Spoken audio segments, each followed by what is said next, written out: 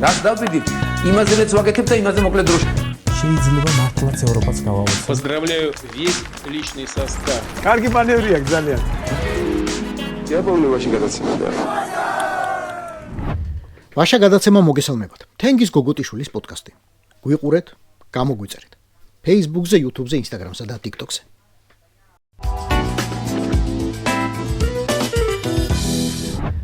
პროჭორილელებმა გამოაცხადეს სოციალურად დაუცველთა ბაზას უნდა გადავხედოთ, ძალიან გაბერილია.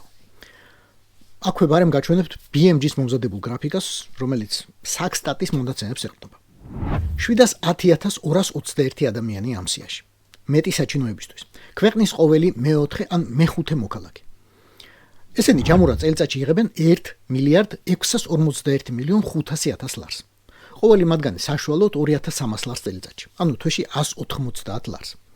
ვიღაცისთვის ეს ფულია. ვიღაცისთვის როგორც მინისტრად წოდებული სარჯველაზე ამტკიცებს, არაფერიც არა კი დაუცველთა სიიდან ზოგმა 2025 წელს 2025 წლის მოდელის მანქანა იყიდა. თურმე. ბოდიში კი არ მინდოდა რომ არითმეტიკით მომებეზრებინა თავი, მაგრამ თავარი საბაზრო მონაცემები მოგაწოდეთ.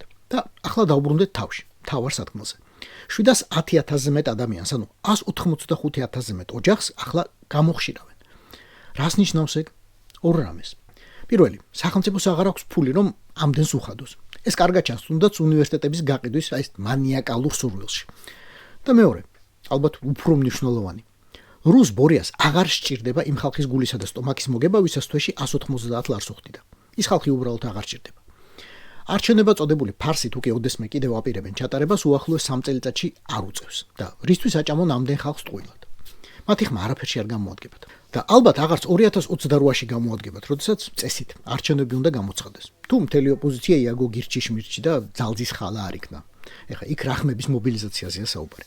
გაინაწილებენ ნარნარად იმ ათმებს, ვინც მივადა, იმაცაც ვინც არ მივადა, მე შენ გეტყვი ხა დამკვირვებელი გააკონტროლებს თუ დამოუკიდებელი მედია უბანზე. ასე რომ ბოდიში მეგობრებო, ვინც წლების განმავლობაში ხმას მხოლოდ იმიტომ აძლევდით ამ რუსულ რეჟიმს, რომ შემწეობა არ დაგეკარგოთ. თქვენ კარგად გამოგიყენეს და ახლა გამოგისვეს ქოცის დაკუჭული ბუკლეტივით.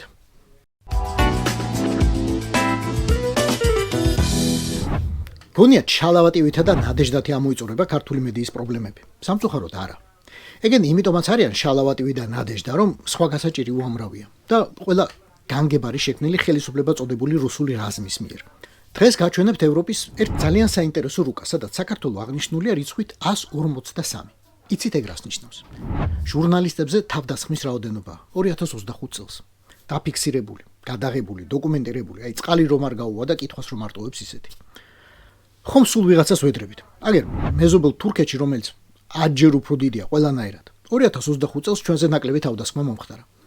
უკრაინაში სადაც ჟურნალისტები ტყუის, რაკეტების, დრონების ცეცხლით იღუპებიან 118. გვისწრებს მხოლოდ სერბეთი ევროპაში. დაკვირვების პერიოდში საქართველოს ყველაზე შორს მიმავალი მაგალითი აღმოჩნდა. უკვე შესავალში წერია და ეს ნიშნავს, რომ ასე სწრაფად, ასეთი ნახტომი რუსის უკანალისკენ სხვას არ გამოსვლია. იმ 153 თავდასხმაში, რომელიც საქართველოში აღმოსული 2025-ში, სამიზნე 263 ჟურნალისტი იყო. ამათგან 28% პოლიციისა და უსაფრთხოების ძალების, 25% მთავრობის წარმომადგენლების, თითქმის 19% კი სასამართლოს წარმომადგენლების მიერაა ჩადენილი. დაგპირდით, მოკლედ მოგიყვებით მეთქი, ამიტომ ახლა აღარ ჩაუყვები გვერდნახევარს, სადაც ანგარიში საქართველოს რუსი მმართველების მიერ დამტკიცებულ აბსოლუტურად რუსულ კანონებს ჩამოთვლის. კი არ აღწერს და აანალიზებს, არამედ მხოლოდ ჩამოთვლის და ამას გვერდნახევარი დასჭირდა მართლა. პროჭორილელებს ეს დოკუმენტი წაკითხული რომ მქონდეთ, არადა, უნდა ქონდეთ წესით, რა კი ევროკავშირის პატრონაჟით შედგა, აუცილებლად გამოცივდებოდნენ და იტყოდნენ, ახლა ამ ცილის წამების გამო უჩილებთ ევროკავშირსაც და კვლევის ავტორებსაცო, თუნდაც იმიტომ რომ ანგარიში ყოველგვარი ჭყალების, ფრჩხილების, ეგრეთ წოდებულების ამბობენ რომ ისა და რაღაც მოკიბვის გარეშე პირ არის ნათქვამი, რომ საზოგადოებრივი მაუწყებელი და სიხშირეების მარეგულირებელი კომისია რეჟიმის მიტაცებული ინსტიტუციებია. აი პირდაპირ ასე წერია, მიტაცებული. მაგალითად, საზოგადოებრივი მაუწყებელი მიტაცებული მედია, რომელიც ბევრი წელია მართველი პარტიის ინტერესებს ემსახურება. ასე წერია. ბოდიში ბატონო ვასიკო, თუ ეს ცუდი ამბავი ჩემგან გესმით ახლა პირველად. ანგარიში ნახსენებია მზია ამაღლობელიც, აბა როგორ. უსამართლო დაპატიმრება და უკიდურესად პოლიტიზირებული სასამართლო. ვიცი პროჭორილენო იტყვით არაო, მაგრამ ასე წერია. 153 თავდასხმა საერთო 1491-დან. და ეგ იცით რას ნიშნავს? რომ ევროპის 36 ქვეყანაში დაფიქსირებული თავდასხმების 10% ერთ პატარა საქართველოში მომხდარა. მე რა ვთქვათ, რომ ერთი ადგილი ჟიმჟიმს სტატისტიკურად ვერ ასახავ. ასახავ და გაიგონებ კიდეც. ჩემო ბატონო ბორია.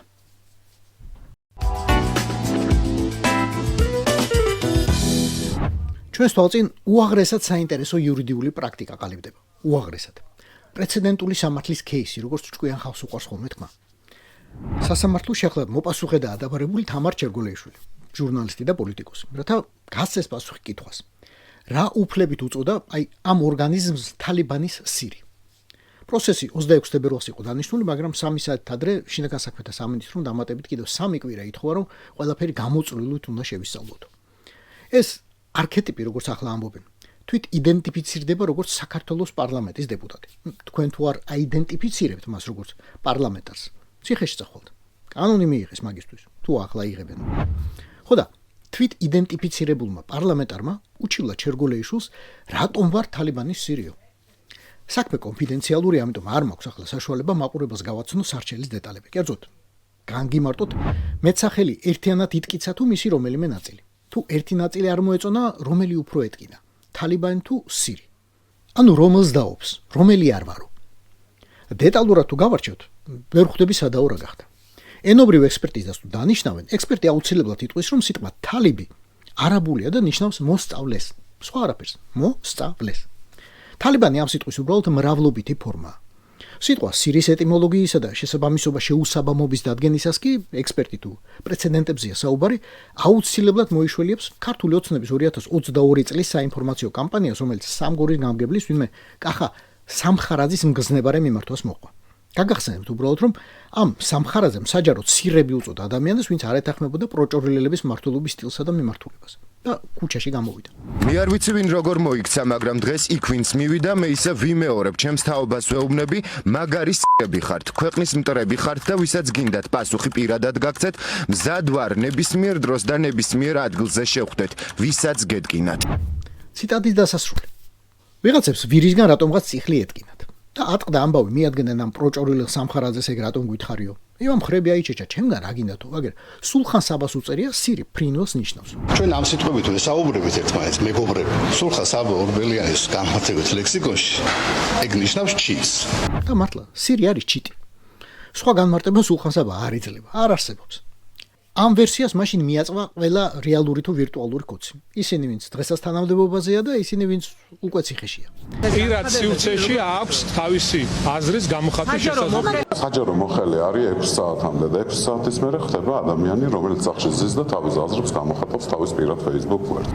სამხარაძესა და სხვა პროჭორილელებს შეიძლება არ დაუჯეროთ, მაგრამ სულხან საბას ხო უნდა დაუჯეროთ. ახლა ეს ორი სიტყვა რომ შევაერთოთ, რა გამოდის? ვინმე გორდულაძე გამოდის მოსწავლე ჩიტი. რა არის ამას შეურაცხყოფელი და გამოსაძიებელი? რის დადგენას ცდილობს შინაგან საქმეთა სამინისტრო, რომელმაც 17 მარტამდე ითხოვა პროცესის გადაწევა, ბოლომდე უნდა გავერკვე ყველაფერში. მომავალში 3 კვირის წინ, რომ გავიხედოთ დამოუკიდებელი, ობიექტური, თავისუფალი, კანონიერი, მიუკერძოებელი ქართული სასამართლო, ეხა პარლამენტარ აწოდებას ხომ არ გაამტყუნეს და ხომ არ ეტყვის სარჩელი უსაფუძვლოა. ირაკლი კობახიძე გამიხმეს თუ მისი სარჩელი არ დააკმაყოფილონ და ჩერგოლეიშვილი არ გაამტყუნონ. რასაჯელს მოუგონებენ, არ ვიცი, ეგ ბორია რუსის ფანტაზიის ამბავია. სამაგეროდ ვიცი, რომ ამ გადაწყვეტილებით სასამართლოს ძალი დამტკიცდება, რომ ეს სუბიექტი არჩილ გორდულაძე არ არის თალიბანის სირი. თუ ვინმეს გეგონათ ან ეჭვი ქონათ, ამ დღიდან გეცვენებათ, რომ არ არის. და ამის დასადასტურებლად აწი ჯიბეში მოსამართლის ხელმოწერილი და ბეჭე დასმული გადაწყვეტილება ედება. როგორც კი პირს გააღებთ, რომ რამე უთხრათ, ეგრევე აგაფარებ ცხვირზე. არ ვარ მოსწავლე, არ ვარ ჩიტი, არ ვარ თალიბანის სირიო. და ეს იყო ვაშა გადაცემა. თენგიზ გოგოტიშვილის პოდკასტი. გვიყურეთ, მოგვიწონეთ და გამოგვიწერეთ Facebook-ზე, Instagram-ზე, YouTube-სა და TikTok-ზე. რაც დავდიდით, იმაზეც ვაკეთებ და იმაზე მოკლედ დროში. შეიძლება მართლაც ევროპაც გავავოცოთ. Поздравляю весь личный состав. კარგი მანევრია ძალიან. Я помню, очень гадаться надо.